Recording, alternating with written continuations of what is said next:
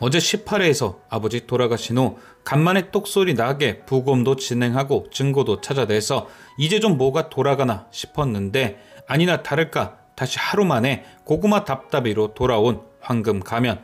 딸이 부검 좀 하고 진실 좀 밝히자고 하면 그냥 가만히 좀 계셔주던가 결국 딸 걱정한답시고 장례 진행해서 또다시 증거 찾긴 불가능해진 상황. 복수도 손발이 맞아야 하는데 수연이네 가족은 온 식구가 착하기만 해서 과연 드라마 끝날 때까지 복수는 할 수 있을지. 그나마 다행인 건 시간이 지날수록 이런 유수연을 불쌍히 보는 지원군들이 생긴다는 것. 일단 홍선태는 100% 유수연의 편에서 도와줄 듯 하긴 한데 집 밖으로 나가지도 못하는 상황이 발목을 잡긴 합니다. 그래서 저는 왠지 홍선태처럼 집 안에서 유수연을 도와주는 인물 외에 밖에서도 유수연을 돕게 될 조력자가 한 명쯤은 더 등장할 듯한데요. 차화영과 서유라의 움직임을 확인하기 좋고 집안의 대소사에 관여하여 정보를 많이 갖고 있는 사람, 바로 이 집사입니다.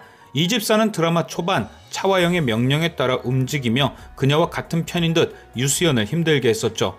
1회 차화영의 생일날 홍진아에게 실수한 메이드를 혼낼 때도 그랬고, 차화영이 유수연에게 봉사 도시락을 준비시켰을 때도 이 집사는 차화영 편에서 유수연의 피를 말렸습니다.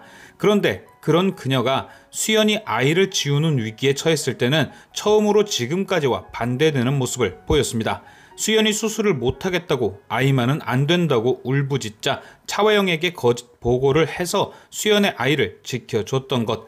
즉 이 집사는 좋고 나쁨을 떠나서 아이와 관련된 일에는 모성애가 드러나는 사람이었던 거죠.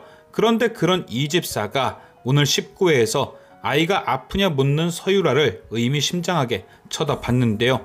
누가 봐도 아이 걱정은 1도 안 하는 서유라의 건조한 대답이 이 집사의 심기를 건드린 것이죠.